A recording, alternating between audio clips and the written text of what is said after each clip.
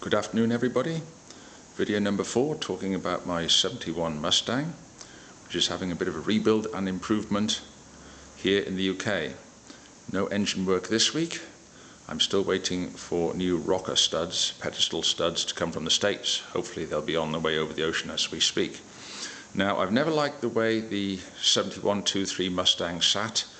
Even new from the factory, they look as if they're saggy on the rear end, as if the boot or trunk was full of something very heavy. So my cure here in the UK is as follows. Let's just have a little look on the floor over here. The large spring you can see is from the front, not the rear, the front of a typical Ford Transit van.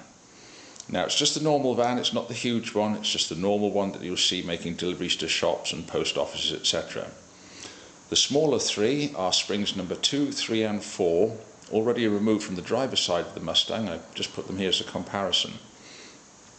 Now, the transit spring is thicker, but something I want to show you, although it's got that locating stud, which I will certainly have to take out, if I put spring number 2 from the Mustang on top, have a look at this. Look at the profile. If that stud is removed, it's absolutely spot on, and you can see the length is pretty good as well. So what I do is to chop off the eyes from both ends and use the transit spring instead of springs 2, 3 and 4. So you'll end up with just one Mustang original spring and the transit spring.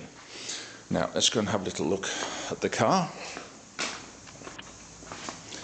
A couple of things while we're on the way over.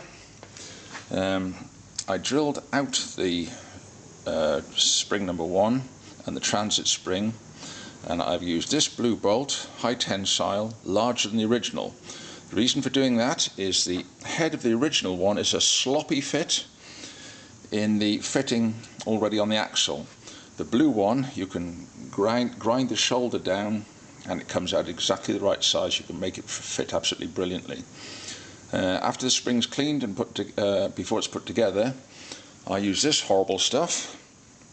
It's anti-seize protection and assembly, oil, grease, call it what you like.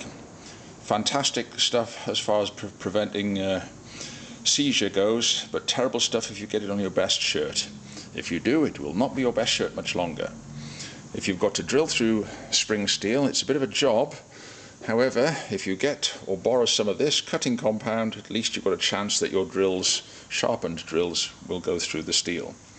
Right, let's get down, have a look underneath the car.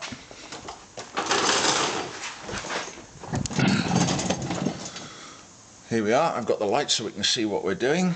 As you can see, for removing the nuts, I've got an air wrench or zip gun, and that removes nuts more quickly than your wife catching you in bed with her sister. Right, the exhausts are not white, that's actually asbestos wrap, because a noisy exhaust is a bit exciting, but if you've got to do a couple of thousand miles, it's a bit of a pain. I'd rather listen to the radio. Right, now, here is the Mustang spring from the factory. That's the way it was, 4 leaves, etc. New shock absorbers went on last week, as you can see. And this is the transit spring. There we are, all nicely in place. I've got to get some new keepers. Those ones are getting old, but I'll pick some new ones up when I'm in the States. The nuts are getting towards the maximum on the thread there, but I want to keep it that way because I've got a new anti-roll bar system going on the back, and until that arrives I don't want to change things around at all. You may notice that this side, which I've done, is actually on the blocks, so there is weight on the car, on that spring. The trolley jack is no longer touching the car. On the other side, trolley jack number 2 is holding the car up. So this passenger side spring is dangling. It's just under its own weight and weight of the axle. This one, as much as it can be with the way the car is positioned, has the weight of the car on it. And look, it's regained what it should have had 40 years ago. Now, you can pick up these springs in Britain quite cheaply Whoever breaks transit vans will have them as cheap as anything, £5, £10, £15 for a pair, matched pair. They just happen to be the right width. Hold on, there we are. As I said, it's not quite centralized because I have to get new keepers, but it's absolutely correct. And it's not just the Mustang, I've done this on Barracudas and other cars of a similar weight, rear wheel drive, etc. Very helpful. Good cure when you're not in the country which makes the parts and you have to sort things out for yourself.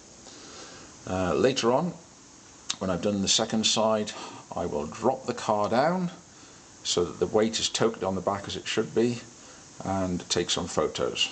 But in the meantime, there we are, how to cure the back end of the Mustang from sitting down as it shouldn't be and save a fortune while doing it.